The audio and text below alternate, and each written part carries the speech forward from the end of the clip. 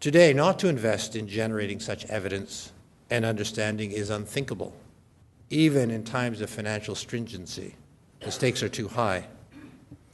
And we have seen in the case of swine flu that an unusually nonpartisan concurrence of all political partners in dealing with the outbreak of the epidemic.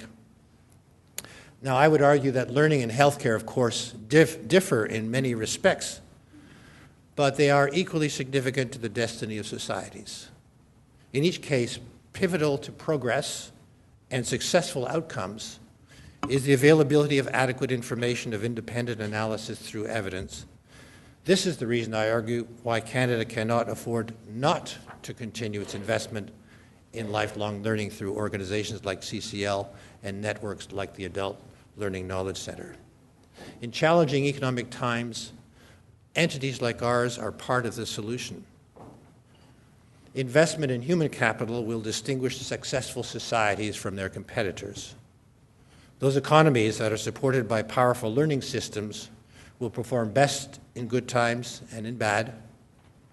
CCL has represented, continues to represent a principal means for Canada to measure its progress in learning and based on that evidence take the short and long-term steps that will sustain our economic growth and our social fabric.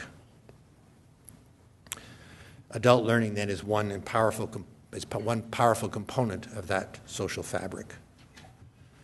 Donc, en réalité, l'action d'une organisation comme le CCA est indispensable en tout temps, que l'économie soit prospère ou en difficulté.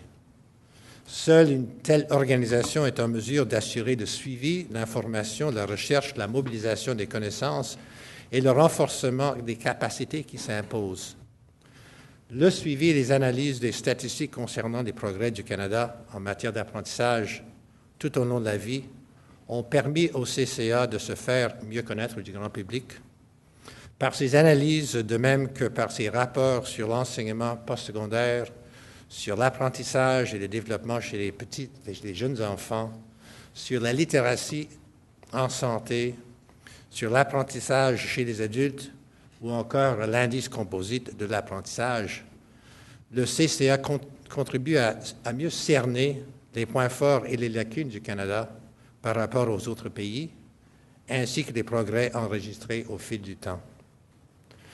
Le CCA se concentre avant tout sur la situation pan-canadienne. De ce fait, on ne voit pas la nécessité de comparer le rendement des établissements d'enseignement ou celui des provinces et des territoires. Le CCA attache une grande importance à l'évolution de l'ensemble du Canada en matière d'apprentissage. Le mandat du CCA sur les plans de la recherche et de la mobilisation des connaissances le conduit à s'attaquer à des dossiers de première importance sur le plan de l'apprentissage, susceptibles d'influer sur les stratégies en ce domaine. Ces stratégies ne sont pas que le fait des gouvernements. Les parents déploient, eux aussi, les stratégies, tout comme les travailleurs, les syndicats et bien d'autres intervenants. La contribution du CCA à la recherche et à la mobilisation des connaissances consiste avant tout à analyser les pratiques et les approches mises en œuvre à toutes les étapes de l'apprentissage dès la petite enfance et dans tous les contextes où celui-ci s'inscrit, qu'il s'agisse de l'école ou du milieu de travail. L'objectif, déterminer lesquelles de ces pratiques et approches favorisent la réussite. Quelles sont celles qui fonctionnent vraiment et pourquoi? Le renforcement des capacités passe par l'exploitation de données ainsi que par la réalisation d'analyses et de recherches au cœur même de la réalité quotidienne. Tout le travail intellectuel accompli dans ce cadre est mis au service du renforcement des capacités. Il s'agit en somme d'amener l'ensemble de la société canadienne et non uniquement quelques groupes de réflexion, à prendre conscience de l'importance de l'apprentissage. Les réalisations du Centre du savoir sur l'apprentissage chez les adultes illustrent de manière, je pense, exemplaire ce que peut être le renforcement des capacités. I want to speak a bit about the core of the CCL approach because I think it's so important to understand where we come from. Twin to the unique functions of CCL is the philosophical and conceptual foundation underpinning all of its work. One aspect of that basis emerges from my characterization of the monitoring and research function. We believe, indeed, that it is through national information and analysis on learning that Canada will set optimal conditions for improved learning throughout the country. Pan-Canadian coherence in policy and cooperation and action will be driven not by change in constitutions, but by establishing national means of analysis. And this is true independent of legal and constitutional structures. If we can agree on benchmarks of progress, if we can set goals for the future on a national basis, as do all other developed countries.